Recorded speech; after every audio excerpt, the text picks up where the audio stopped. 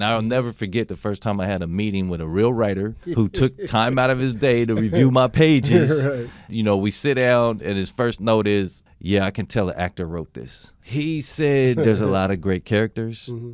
There's a lot of great lines. Mm-hmm. There's even great scenes, but there's no story. And I really had no concept of, you know, what that meant. In my mind, I thought it was pretty good. But it started me down this road of, like, making sure that I start learning how to actually put a story together. And I had, you know, good guidance from him and some other folks. But mostly it was repetition. I just did not give up. Welcome to Third and Fairfax, the official podcast of the Writers Guild of America West. I'm your host, Brian Gary.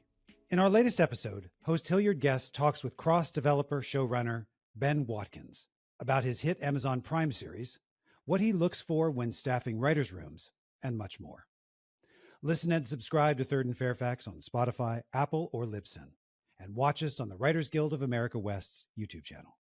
And now, here's Hilliard in conversation with Ben.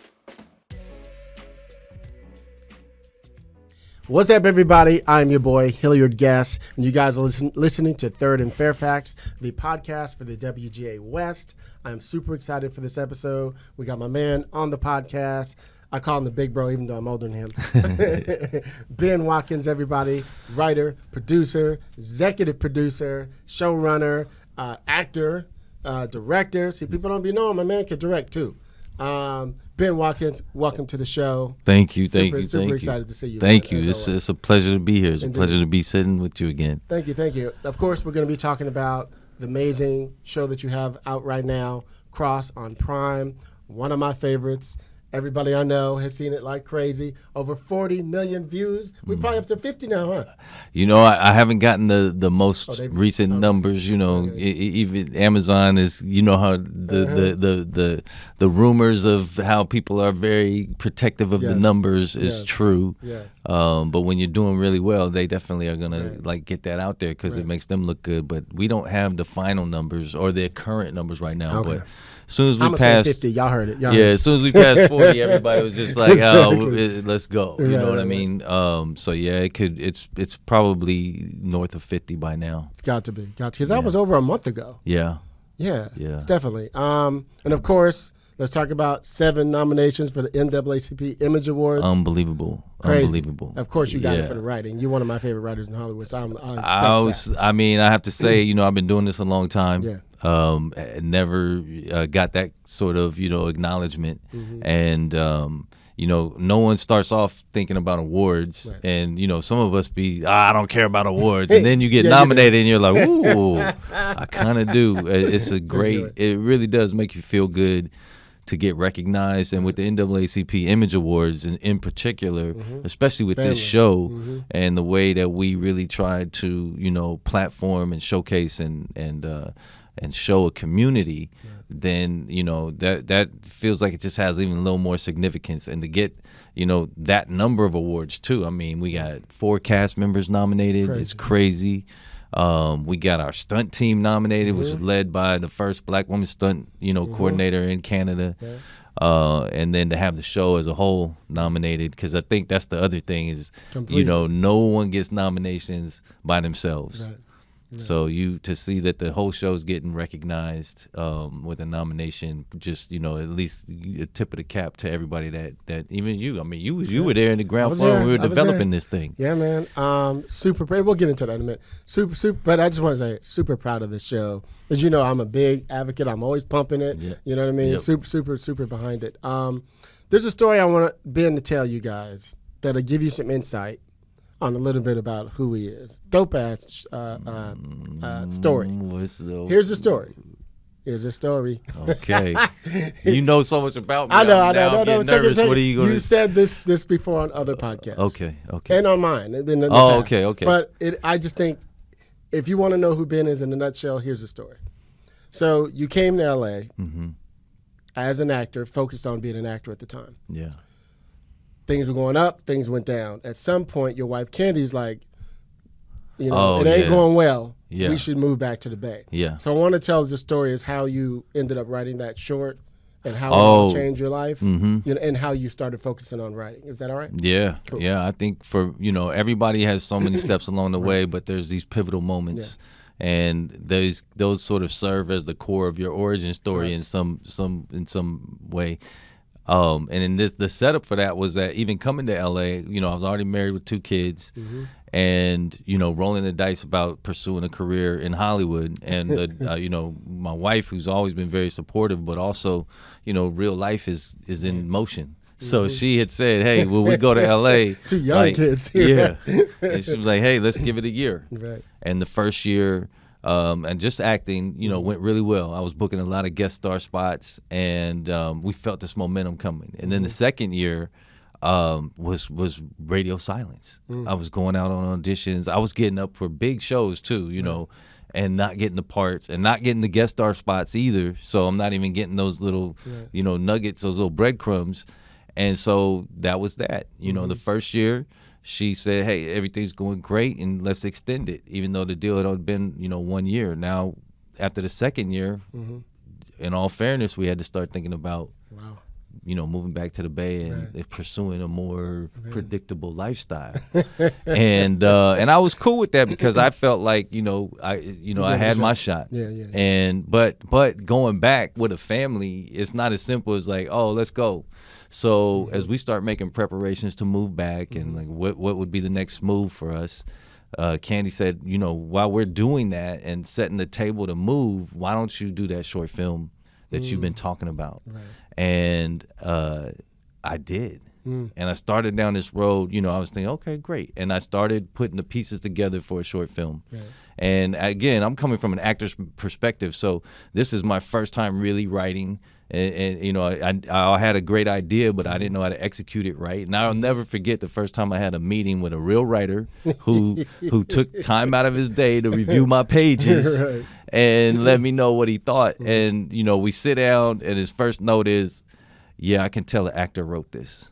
And he said, "There's a lot explain that to the kid. Why? He said, "There's a lot of great characters. There's a lot of great lines. There's even great scenes, but there's no story." And I really had no concept of what that meant. In my mind, I thought it was pretty good, but so it was humbling. But it started to see myself performing. Yeah, I was like, oh, I'm just thinking about that great moment. Ooh, I'm gonna really. And then it started me down this road of like making sure that I start learning how to actually put a story together. And I had good guidance from him and some other folks, but mostly it was repetition. I just did not give up. And slowly but surely, I ended up with this short script that was it was good. And I started the pieces of putting the short film together. And I have to say, if I had known everything that comes into doing a short film, and also known that in most cases it doesn't get you anywhere. Yes.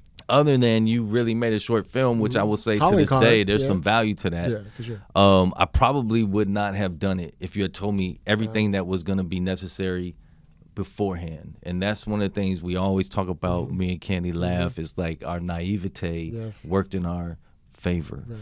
And so I did this short film, and that in itself is its own saga, but it finally got done. And then how long did it take you guys to shoot and produce it? The shooting actually it all came together pretty good on the shooting piece. Right. But then when it was time to do post, okay, now you're talking about money and things like that, and all these things I had never known. Like, okay, we had a guy that was cutting it for free, and then he was doing it on his off time, and he wasn't really into it. So then my co-director Guy Guillet, who had told me, I will help direct this thing, and I will help you get this script in shape. But the one thing I won't do, because he was known to be a good editor as well, but he was like, I am not editing.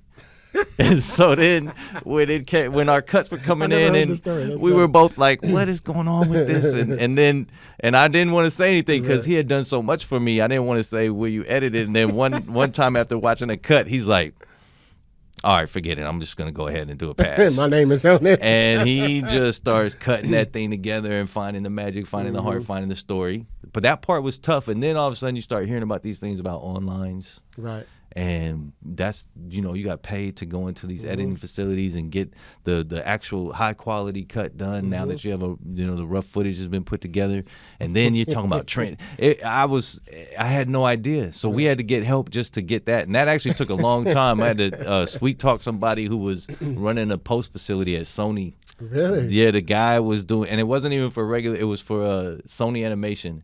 And it was a brother who, old head who said, really dig anybody taking initiative. He wanted to support. And he said, you can come in after hours. You can come in at 10. You got to be out by 4.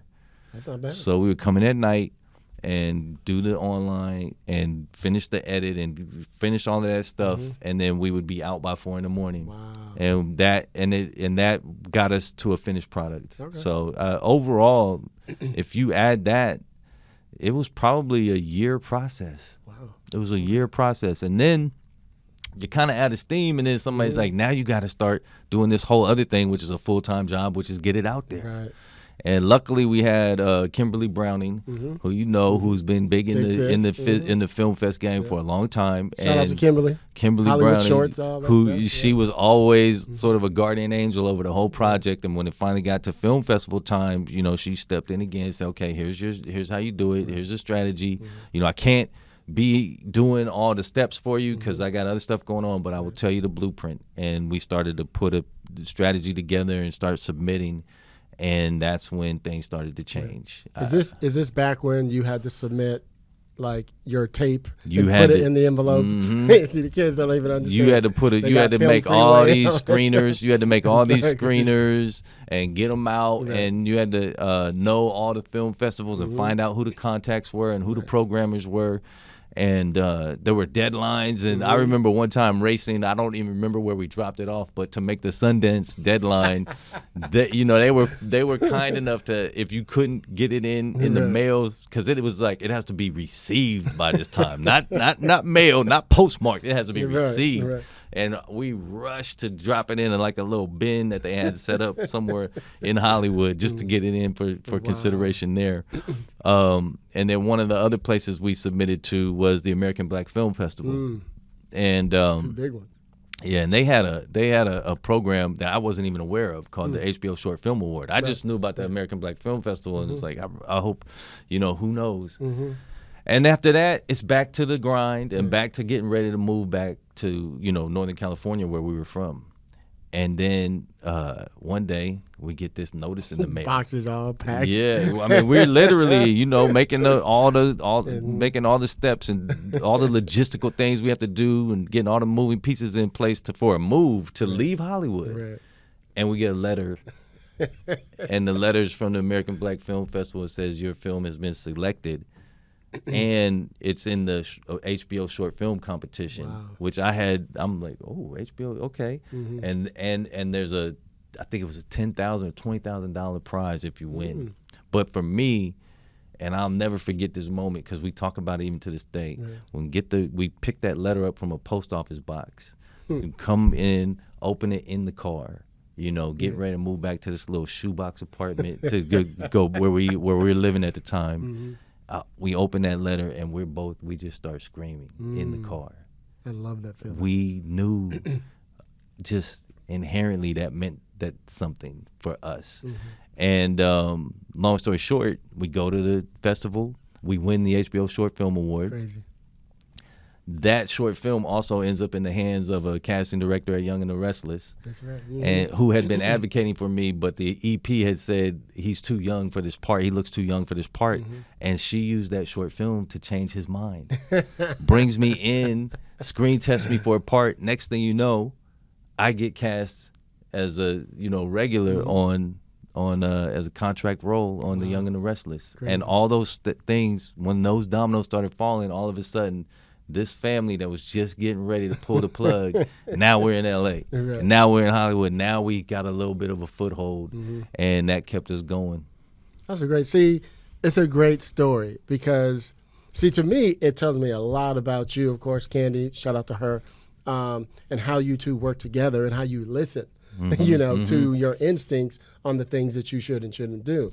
And to me, I think that's so important. I think a lot of people, and I think the business in general teaches us to sort of expect bad things. Yes. You know, because if you're acting, you and even the good actor is getting 10 no's for every one yes. That's if you're successful. Yes. So and that applies across the board. It's rejection, and it really trains you to stop being optimistic. And to stop being optimistic. Okay, because you start to protect your feelings. Yes. You start to protect your ego. You start to go into auditions and say, I'm probably not going to get this. That's just like something playing in the back of your head, because if you do that, then when you don't get it, the sort of feeling is not as bad. The letdown is not as bad. Yeah, you're like, oh, I think this script is good, but they aren't making things like this. Or, oh, I'm going to submit to this festival, but what are the chances that they actually put it in? And, having supportive people around you, but also just working on yourself to have an expectation of winning, even as you're taking all these losses. And I always tell people now, and because I remember all these times where one step in the path, I would consider I would run into a dead end. And to me, I had assigned so much value to, oh, can I get an agent, for example? Right. And then the agent says no. And then in my mind, I go, how can you have a career without an agent? And then over time, I started to realize this is not about those steps.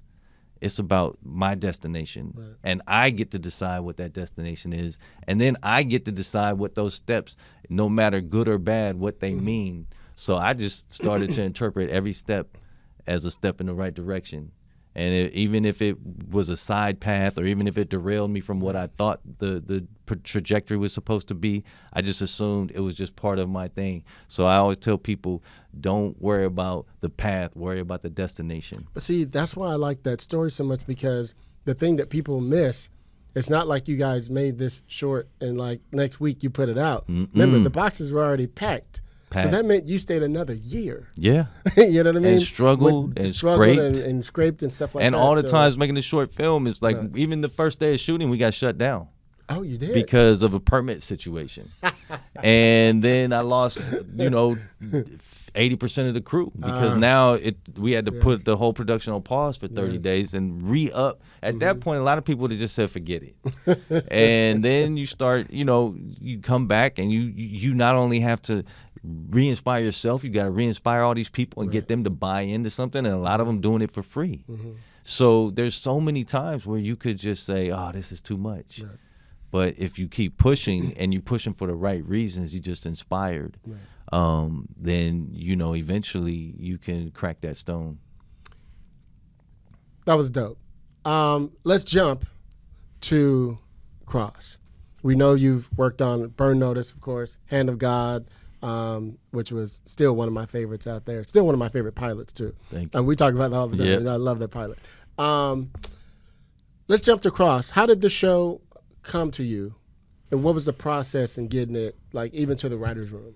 What was that? Yeah, Cross had a very, very interesting journey, because when, even from the start, I got a call from an executive by the name of Brian Segna, an executive I've always really respected, and we had actually developed a project together when he was at a different studio, and I enjoyed that process. And he also, it gave him some, admiration for the way I get down on the page and the way I carry myself in development. So he just sort of, made a note of that.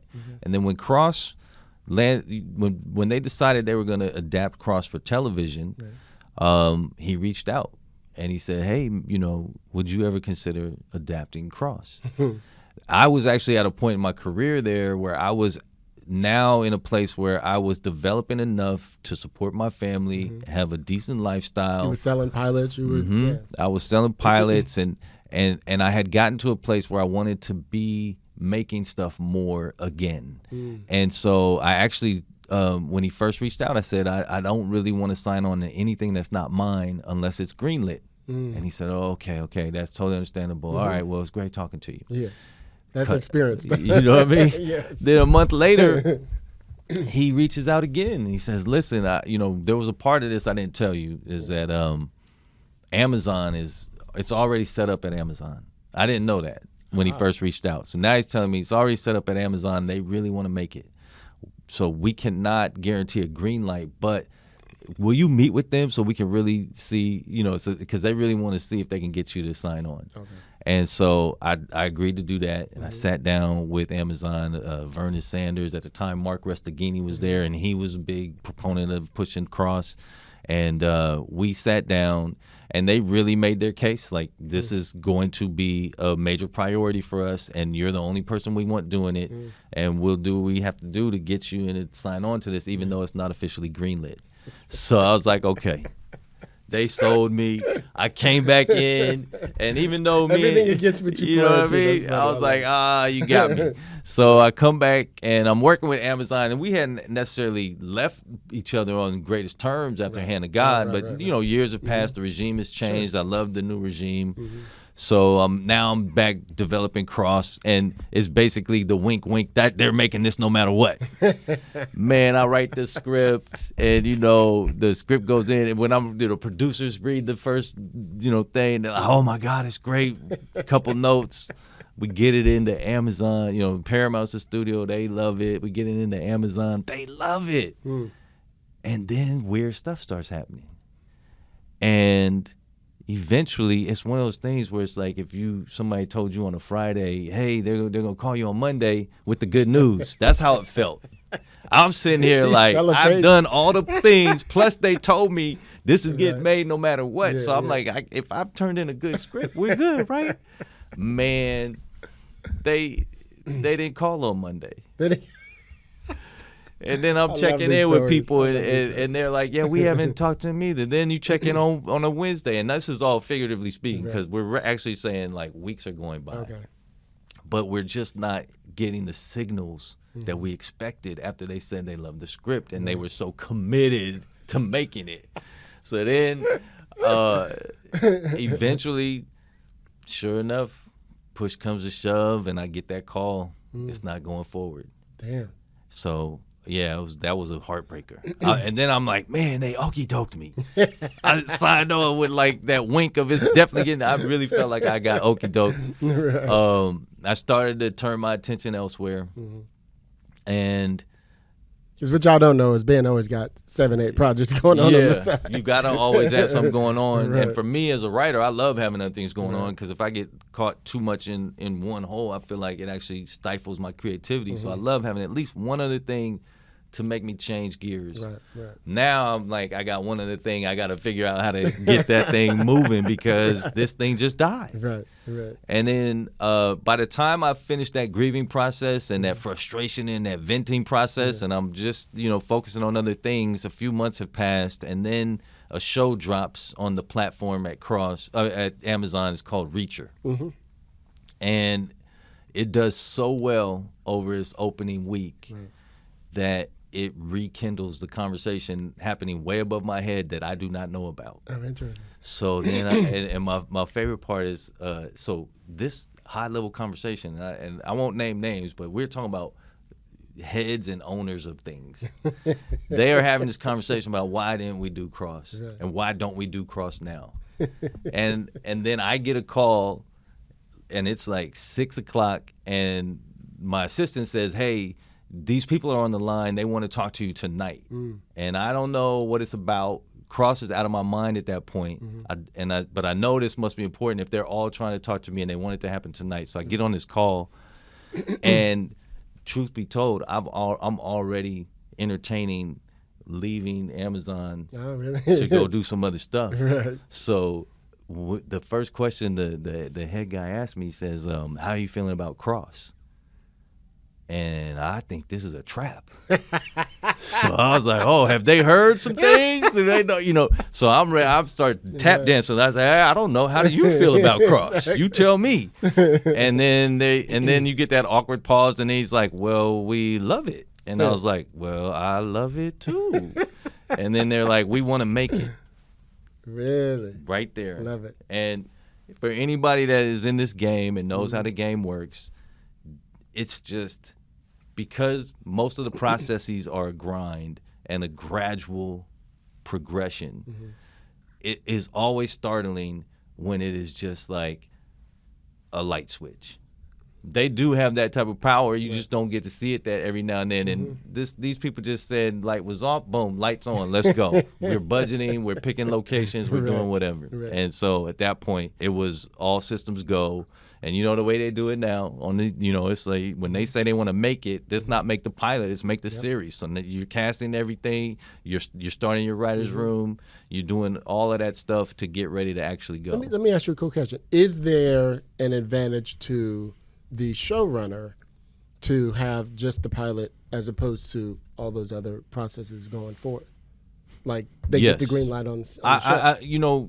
If it was up to me, I would have a combination. I actually like the idea of breaking and writing a season and bringing in writers to do that, because I know there's some writers who like to put themselves out there as, I do all the writing, and I don't think that's ever true. But even if it is, that would be a small exception. For me, there's always other people's voices that are helping make something great. And so that's why I love having writers' rooms. And I don't really understand folks who say they don't want writers' rooms, because to me, you're going to get valuable, talented people involved. And here's the other thing. If I hire 6 people and they don't give me anything because I don't need it, let's just say I am that singular dude that can have all the ideas and do all the writing, but they have jobs and they also get experience. Completely. So why wouldn't you have them around? But anyway, I digress. The point is, my favorite combination, Hill, if it was up to me, it would be break your season and write your scripts and then shoot the pilot. Because the downside of just going into straight production is, let's say we cast. I don't care how good you cast. There's some things you're not going to be able to account for. What if the chemistry's off? Or what if you wrote a character one way and the actor's bringing a different energy? Not a bad one, but it's just not what you wrote. And now you have 8 episodes of that type of energy. If you have a pilot, you see that and you're like, oh, she's doing this thing and I love it.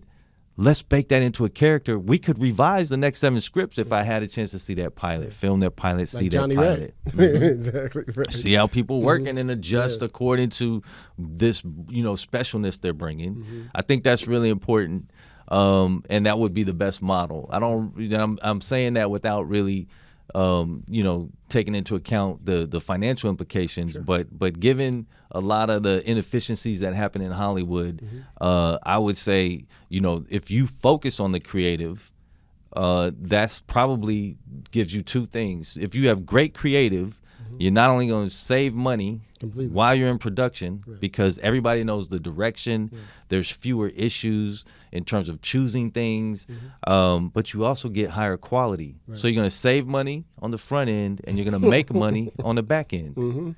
When you're staffing, you have a thing where you call it languages. Let's talk about that right quick. What you're looking for when you're interviewing writers. I just started using this for my way of, evaluating folks. And I'm thinking about, if you come into the room and for the purposes of this part, let's put aside chemistry.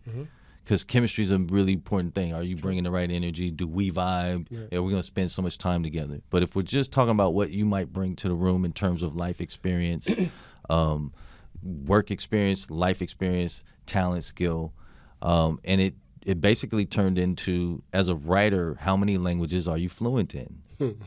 And I actually tell younger writers, know what languages you're fluent in. When you go into meetings and you know what the content is about, or let's say you're staffing, you know what the show is about, and you have a sense of what you could bring, you need to make sure they know what you're fluent in. And that is based in your life experience. How were you brought up? I was brought up in a single parent household. I had a white mom. We grew up mostly in the hood. That is a unique language, right? I was homeless at a time. That's an experience that not a lot of people have had. I am fluent in what that is. Then, my life turned around. I end up at one of the most, prestigious universities in the world, at UC Berkeley. Now I'm fluent in a new language. I've worked probably 100 jobs. I'm probably selling myself short when I say I've worked at 100 jobs. Each of those jobs is a different language. Everyone. And so that's what I mean. Like, what? So what are these writers? What are they fluent in? Because if I get you in the room, of course, if I come up with a story point, I say, hey, let's start going down that road. Anybody can Google. Anybody. I don't want you just Googling. Right. I want you to be tapping into something you lived, personal, saw, and again, like, you don't necessarily have to have been homeless. You could have been a social worker. Right. You're fluent in things because of that. And so it's some of the stuff that you can be fluent in is just from observation, but real observation, not because you Googled it and did a deep dive, which, I don't want to, undermine the value of that. But I think what you really bring as an individual is so important because you can access that in the room from such a specific place. But a lot of times writers, they get into the meetings and they don't really give you a sense of what they're fluent in. So I try to dig, but not everybody's going to try to dig. Yeah. And then you might leave that meeting and they don't realize they just a gem just walked out. So when I'm staffing, I'm looking for what are you fluent in? Right. And then I want to balance the room. You know what I mean? I don't need experts in the same field exactly, all sitting at the table. I want to get some variety. Right.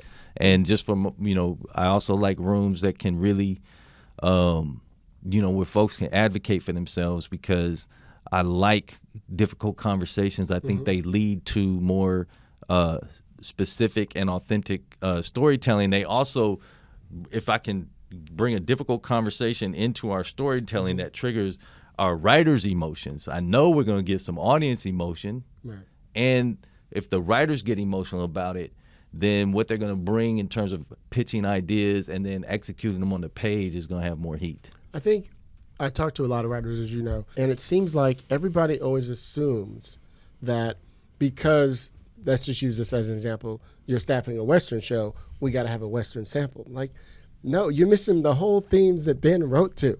He's talking about this thing. Thank you. It's a father-son story. It's a mother-daughter story. It's a whatever. You're missing the whole through line. You might have wrote a comedy, but it really nails that value of the thing you need. So you'd be like, oh, I know that in their script they could kill this mother-daughter thing because of what you just said. That's right. You know what I mean? And I'm like, you guys are missing the point. But Hill, I'm so glad you said that because when I just talked about what languages are you fluent in, some people are gonna interpret that as like what's their actual sort of literal life experience in terms of jobs they've had or where they went to school or but you also can be fluent in types of relationships. Yeah, like we've written a coming of age story.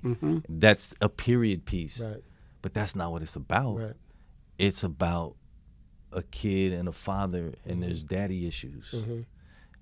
Okay. I can't wait for this one, by the way. So, but my thing is like, because I know what you're talking about. Aren't there people that have that? Right. And aren't you bringing it? Now, if you've identified that as a prominent theme, then when you get into that meeting, you're talking about, I'm really responding to this relationship because it's reminding me of some of the things, the tensions that I had with my father. Yeah. It could be a relationship, a romantic relationship, and you're in that room and you're talking about the rough patch you had with your partner, and that's a language that you're fluent in. And by the way, your version of it is specific, and that's what we want on the page. Right.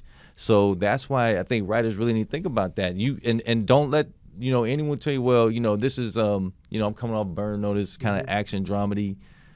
And, some say, well, of course I got a lot of shows in that vein that people are saying, oh, that would be a perfect fit.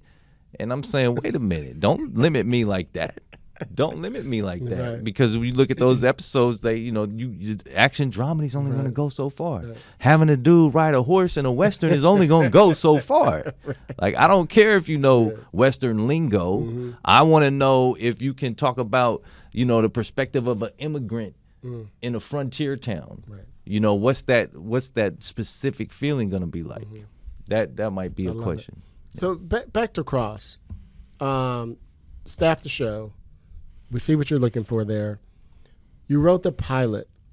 How close was the pilot to what you wrote when you sold it to where it ended up when you produced it? Oh, that's a great question. Cross actually was very close. Yeah, because I remember. Well, I came in when you guys started the room, like, I don't know, just a couple weeks in, and helped you over there. Best experience of my life, and we'll talk about that in a second. I don't remember it being much different than... It was not. It was pretty I close. think once we landed it, the changes we made were mostly motivated by production issues when we did the pilot, in terms of either, the budget couldn't accommodate everything I wanted to do, or we were actually just logistical issues in terms of locations or availabilities or how many days we shoot, stuff like that. I will say there was some pivotal moments there, and now that I've been doing this long enough, it's funny watching, everybody has their strengths and weaknesses. Sure. And I do remember one time when the pilot, everybody liked the pilot.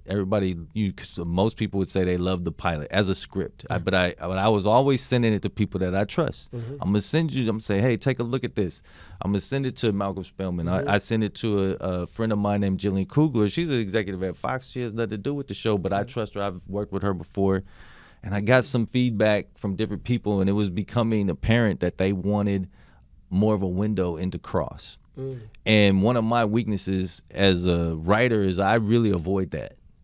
Yeah, I love that you know it too. Yeah, it's tough, man. And I'll finish a script sometimes because I'll go into the script saying, hey, no, I really got to make sure that I'm giving some windows into what this guy's thinking and feeling, or what she's thinking and feeling. And I'll finish the script and I'll be like, oh damn, I did it again, because it's a problem for me. I feel like if I thought it, then it's in there. Or other times I'll have them do something and I'll be like, that gesture that he did there tells you everything that you need to know about what he thinks and feels. And then it's like, did you put your actor head on there? Yeah, and then people are like, actually, he might have to say it. He might have to actually say it in dialogue that he feels a certain way. Right. And I surrendered to that, and I was mad. I remember. Because I remember distinctly, I got this note from Jillian and saying, I just wish I knew a little more about why and how he's processing this. And I remember going to Malcolm saying, man, she gave me this note, and it's like, everybody always wants to know, what I'm going to do, put him in confessionals? And then he's like, nah, Ben, you really need to do that. That's hilarious. So I wrote, and I said, shout out to Malcolm too. Yeah, and I did some spite writing. You ever do spite writing? No, what's that? Where it's like you get a note. Oh, he's spite. And out of spite, you're gonna be like, I'll go ahead, I'll do that note. Then I write it, and I'm then in you the overdo scene, it. and I'm in tears. I'm in tears while I'm writing the scene. I was like, oh man, this is affecting me emotionally. I wonder, this actually might be good for the script. And I did 2 scenes like that. Hilarious. And they both became some of my favorite scenes. And those, I think, elevated that pilot. Okay. And that was still at the script stage. Okay. So, and that was after folks had said they liked the pilot, they wanted to do it. Interesting. And then we tweaked that. But once we went to shoot, it was what we had already had by the time the writers' room started. Let's talk about casting. First of all, shout out to the writers. You had a dope ass writers' room. Yeah. I loved sitting watching you guys go in. So dope. Sam, of course. Yeah. Jim. Ayana, the whole team, Ron, everybody, Blaze. I know I'm forgetting one. We had Sonia Perryman and Ali Salerno. That was it. Yeah. Shout out to all of them. And by the way, we also, as on all our shows, we always do a freelance because we see that as a way to give more people opportunities. And Gary Lundy came in, that's it. did a really good episode for us. Casting. Yeah. How did we get to Aldous? When I develop shows, no matter what the process is, like sometimes I'm developing it for a pitch, and you have to do this. Like you have to start building out the deck for the pitch. But you have your composite character or something? When I develop shows, I just start developing the Bible. It occurred to me over doing a couple of scripts that in order to write a good pilot, you have to flesh out so many things that actually end up becoming the equivalent of a show Bible. Right. But a lot of times you don't want to start doing that because it feels like extra work. You don't even know if they're going to buy the script or if they're going to, make the pilot. I just started saying, you know what? I'm going to approach everything like they're making it. So now I'll do a little bit of extra work. I consider it to be maybe 10%, but it could be more than 10%, but that's what I do. So in this case, we already knew that they already want to do it. I'm making the pilot. I mean, I'm writing the pilot. I'm assuming they want to make it. I didn't have to do this because it was in a show that I jumped onto. But I start doing it anyway, and I'm building out what would be my show Bible. That is character descriptions, world descriptions, themes and tones. Those are all things that make your script better, by the way. Yep. Just having those conversations, but also, when you want to communicate your vision to anyone, you may have visual references, but you'll definitely have access to this language that you've thought through. And in this case, when we get to the character profile for Cross, you start thinking, well, who right now is in the zeitgeist that could play this piece? And for me, and there's some heaters going right now in terms of really strong, powerful, dynamic black men in that age range. But I felt like Aldous Hodge was the one that most closely resembled the character I was writing. Yeah. I had enough experience of observing him as a person, but also his work to feel like he could channel this character better than anyone. And so we actually put him in as the template, right? Exactly. Yeah. It played out better than I could have ever imagined. Yeah. But we put him as a template. And as a matter of fact, so I have this deck, and then when it's time to talk through the season, I have him already on this page. And then when we get ready to actually start practically casting, and we're having a casting concept call, and they're saying, well, who do we thinking of? And I said, well, Aldous. Now I'm thinking Aldous is not available. Yeah. He had done Black Adam. We were in these conversations. We thought we was on the show, right? Yeah. So we're sitting there going, okay, well, we tell him this is the blueprint and this is why, and then see what you can do. And then about a week later, somebody says, I don't know what's happening, but Kim Coleman said he might be available. Hearing some whisper, I said, well, let's see what's going on. Let's get him the script. And then he read the script. And I generally have a rule. I don't cast anyone who won't read for the part. You tell people why. It's a lot of things for me, but one is that I'm building an ensemble, and in an ensemble, everybody has equal value. Right. So that's your theater training. That's how I feel, and also, and I bet a lot of people can relate to me if you spent time in the theater. You probably will say that's some of your best times, and I think one of the reasons is it was ensemble. And especially if you're kind of doing grassroots or community theater where you might be on stage in the spotlight one moment and you might be carrying sandbags the next. Doing the snow and shit. So I try to create a culture that really honors that ensemble feel. And, of course, we generate a different type of behavior and attitude in stars. But most of them came from the same types of inspiration, and they probably enjoyed the same type of environments, but that's just not how they get treated now. So one of the reasons is I really want to just set the tone right off the bat. We all got to earn it, and we all carry the same weight. We're not giving star treatment. So even the stars got to come in and read. And then the other thing is it's a basic, but a lot of people in Hollywood don't really follow this like they should. How do you know they're right? And how do you know they are interpreting it the way you want it or want to do it the way that you see it? And then the final thing is, let's get in the room. Even that little bit of conversation of before you read and then when you read and then we're giving notes and how all that stuff tells me how you might be on the set. And if you really are particular about the type of cultures you want to build, you want to use that intel to decide if they're right for that culture.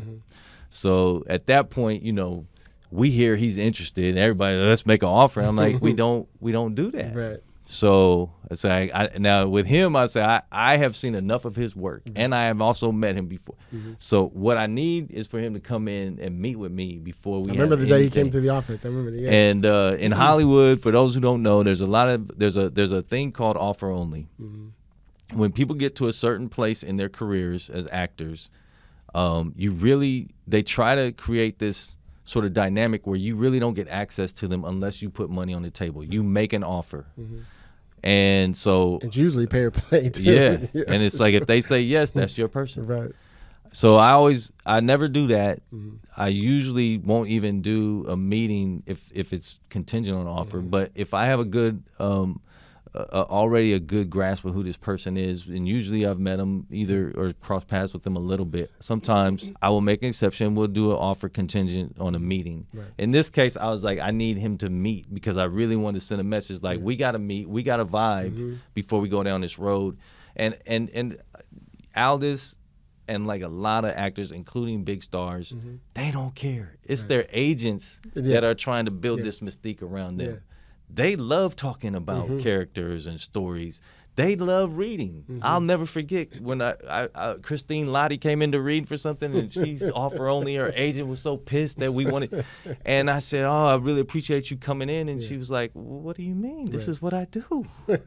So anyway, he comes in because they don't even be knowing that this is going on. Yeah, a lot of times I'll say, you know, we really would like you, but your agent was like, "It's offer," and they're like, "What? What?" Every now and then you'll get those actors though that I'm too Exactly. but Aldous comes in so down to earth, love story, has no problem. So and it's also there's a confidence to it, right? There's a confidence to it. It's like I don't need this label of offer only for you to know I'm the man. Right. So he comes in, we vibe, we know right away. And he said something really interesting to me. He said, because I said what I'm gonna be doing with this character. And where I'm going to be pushing him in terms of, vulnerability and the journey I need him to be on. I just want to make sure you're cool with that because it's going to be. Yeah, this ain't a typical detective show. I'm going to ask a lot of you. It's not your typical detective show. And he said something really interesting. He said, I'm not only looking for that in my career, I'm looking for that in my life. This is a moment of growth for me. That's bars. And so at that point, I knew we had the right guy. Yeah. That's dope. What's next for you? What's next for Blue Monday? Should we talk about that before we jump out? Yeah. I think the thing that, has been announced and there hasn't been much follow-up since then. We've been sort of, cooking in the lab for a minute. There's some really big news coming out. Okay, dope. But the show itself is already known. It's called The Greatest. And it is our treatment. It is telling the story of Muhammad Ali in a way that takes you behind the scenes and really disconnects you from all of your assumptions and all of your images that you already have of this iconic hero. Right. I keep telling people, I'm going to make you forget about the icon that you know of as Muhammad Ali, and I'm going to introduce you to the kid named Cassius Clay. That's what this show is about, season 1. Right. It's a 3-season plan, and we are just going to focus on key phases of his life and tell that story. And anything you've seen in the documentary, we are not featuring. Of course, it's really his story, so you're going to see the real moments, but we want to take you behind the scenes. We want to take you into the moments that where cameras weren't present, where he was just himself and all these relationships and all of these struggles that he went through. The irony is the more we demystify him, the more you appreciate how amazing the things he did, because I always thought of him as a hero, almost mythical. Yeah. Then as I get to know this character, I realize, it's just a person. I have even more admiration because the choices he made are amazing. I don't know anyone else in history that can match it. And so we are actually start filming on that in April, my man. We're filming on that in April. I can't wait. Yeah. I can't wait. I got to be part of, the staffing on the show. It was so much fun. Yeah. So much fun. Another one of my favorite scripts. Dude, you got your butt off. I freaking love it. I appreciate it. No, I remember you were like, and so Hilliard comes in one day. He's like, I think this is my favorite thing you've written. And, you've read a lot of my stuff. And you say, I think this is my favorite thing you've written. I'm like, oh, thank you. And then he walks out. And, typical writer, I'm like, wait a minute. What else? I feel like I done written some good stuff. Like, why is this and then because you know how we do. It's like, well, why is this the favorite? And what was wrong with the other thing? But I am really, really proud of it. It's about connection. You know what I mean? Yeah. It was, number one, the curiosity of not knowing the stories, not knowing what happened behind was like drawing me in. And I'm naturally drawn to things in the past. I just can't help it. I'm sure I love writing things today, but something about the past. It just always, there's no cell phones. You can put people against the wall. It's a lot harder to work for, you know what I mean? So. And you actually gave me one of the biggest compliments you can have on a period piece, because you said you were reading the script, one of the scripts, and you said, you got so emotionally invested and anxious about something, and you couldn't understand why, because you knew how it ended, and you still were reading it like, whoa, wait, what next? That's true. That's going to be our goal. We know this is from history. We know if you stop the show and go look it up, you can tell what happened. But our goal is to get you so caught up in our story that even when you know the ending, you're still going on that emotional roller coaster ride. Right. Where can people follow you? You're on Instagram? I know you're on Instagram. He does some great things on Instagram. You guys should be following him. Yeah. Which I wanted you to tell him your 5 tips of scripts. We don't have time for it, but we'll. Oh, if you're interested, I mean, and again, this is like, you know, I don't like to put myself out there like, oh, this is the formula, but I do like sharing my process in case it helps other people. And if you're interested in things like, you know, me talking about what I do to sit down, what are my 5 sort of criteria for what I call a good script, a good scene. That's on one of our Instagram videos. Just in terms of like perseverance, we've done some stuff. We do basically just take slices of my experience and put it out there in a way that we hope helps other creatives. And that is at Benepedia. We have an Instagram. They call me Benepedia because I act like I know everything. And then we also have a Blue Monday Instagram. Awesome. And we are in the process of revamping our website, so that'll be online and a good place for folks to check us out as well. Nice, dope. Thank you so much for having me. Thanks so much for being here, Ben. Always good to see you, my dude. I am your host, Hilliard Guest. Please make sure you guys follow WJ West. I am at Hilliard Guest on everything, and thank you guys for tuning in. Ben Watkins, follow him. Thank you guys. It's a pleasure. Thank you. Peace, y'all. Thanks for listening to this episode of Third and Fairfax. You can listen and subscribe to Third and Fairfax on Spotify, Apple, and Libsyn, and watch us on the Writers Guild of America West's YouTube channel. If you like this episode or have a comment, email us at podcast@wga.org. Also check out writtenby.com, the Guild's online publication, for more on writer craft, career, and union life. And see you next time.